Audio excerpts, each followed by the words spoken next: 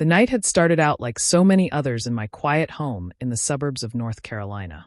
The crickets were chirping outside, the soft hum of the ceiling fan circled overhead, and I was getting ready to settle in with a book and a cup of tea. My life had taken on a peaceful rhythm ever since I retired from my job as a school librarian.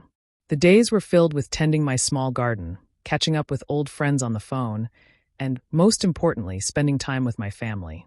Among all my blessings, the greatest joy was my grandson, Ethan. He was 11 years old, bright-eyed, thoughtful, and had the kind of curious nature that reminded me so much of his father when he was that age. That evening, my daughter Emily had called me and asked if Ethan could spend the night at my house. She and her husband, Daniel, had a late event to attend, and rather than leave him with a babysitter, she thought he'd enjoy staying with me. I, of course, was delighted. My home always felt a little warmer and brighter when Ethan was around. His laughter echoed through the halls, his questions kept my mind sharp, and the way he looked at the world reminded me of things I had long since forgotten to notice. Ethan arrived with a small backpack slung over his shoulder, a pillow tucked under his arm, and the biggest grin on his face. "Grandma, guess what?" he said as soon as he walked through the door. I braced myself, knowing with him it could be anything from, "I found a cool rock today," to, "I learned how to multiply fractions in school." "What is it, sweetheart?" I asked, kneeling down to hug him. "I brought a surprise for us tonight." He looked very serious, as though the weight of this surprise carried some grand importance. I smiled, intrigued. "A surprise? Should I be worried?" He giggled, shaking his head. "No, Grandma. It's something good. But you'll have to wait until after dinner." The evening went by in the familiar, comforting way it always did when Ethan stayed over. I made his favorite meal, spaghetti with garlic bread, while he sat at the kitchen table working on a puzzle. He told me about school, about his science project on the solar system, about how his friend Jacob had traded him a rare baseball card, and about the new puppy a neighbor down the street had just gotten. His chatter filled the house with a warmth I hadn't realized I missed so deeply until he was there. After dinner, we washed the dishes together. He insisted on drying, though the towel often left streaks and the occasional wet spot. I didn't mind. I loved watching him take pride in helping. When we finished, we played a few rounds of checkers, which he won twice in a row, though I suspected he was getting better at reading my strategies than I was at keeping new ones. By the time the clock chimed 9, it was time for our nightly tradition whenever he slept over. A movie night in the living room with blankets, popcorn, and juice boxes.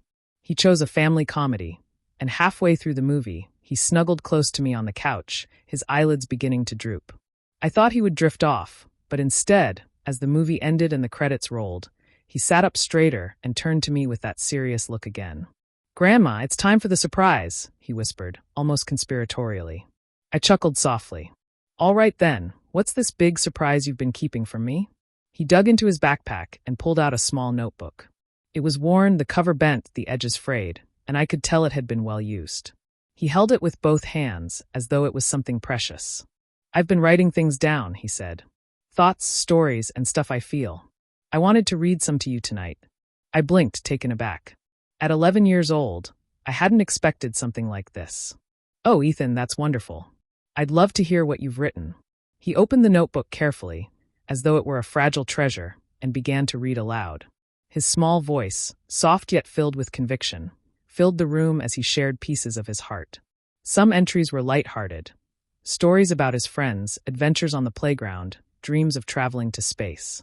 Others were surprisingly thoughtful, reflections about kindness, about how people should treat one another, about the importance of family. But then he turned to one particular page, and as he read, I felt a lump form in my throat. Sometimes I wonder if people know how much they matter. Like Grandma. She always tells me stories about when she was little, and sometimes I think she doesn't realize how much I love hearing them.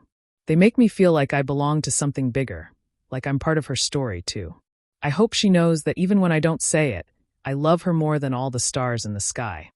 He stopped, glanced up at me with shy eyes, and then looked quickly back down at the page. My vision blurred with tears, and I reached out to hold his hand. "Ethan," I whispered, my voice trembling, "you have no idea how much that means to me." He shrugged, looking embarrassed. "I just wanted you to know. I don't always say things like that out loud, but I wrote it down because I didn't want to forget." I pulled him into my arms, holding him close. "Sweetheart, you could never make me forget how much you love me." But hearing those words, it means everything. For a long moment, we just sat there together, wrapped in the quiet glow of the lamp, the notebook resting on his lap. I realized then that children have a way of giving us the most profound truths in the simplest words. He had reminded me that love doesn't always need grand gestures or perfect timing. Sometimes, it's in a notebook scribbled with pencil, in a boy's earnest voice reading late at night. Later, as I tucked him into bed, he asked me if I wanted to keep the notebook for the night. "So you can read it when you can't sleep," he said. I smiled, placing it gently on my nightstand. "I'd like that very much."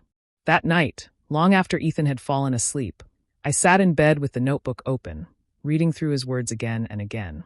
There were little poems, silly jokes, and observations about life that made me laugh. But the page about me, about how he saw me as part of something bigger, stayed with me the most. In that moment, I realized that while I had spent years trying to teach him lessons, he was teaching me one too. The words of a child can remind us of the things we forget in the rush of life. That love needs to be spoken, gratitude shared, and that sometimes the simplest words can leave the deepest impact. The next morning when Emily came to pick him up, I hugged her tightly before she left. She looked at me, surprised. "Is everything all right, Mom?" I smiled, tears brimming in my eyes. "Everything is more than all right. Ethan reminded me last night of something I'll never forget."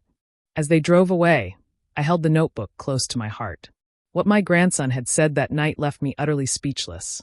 Not because I didn't know what to say, but because no words could ever capture the depth of love I felt in return.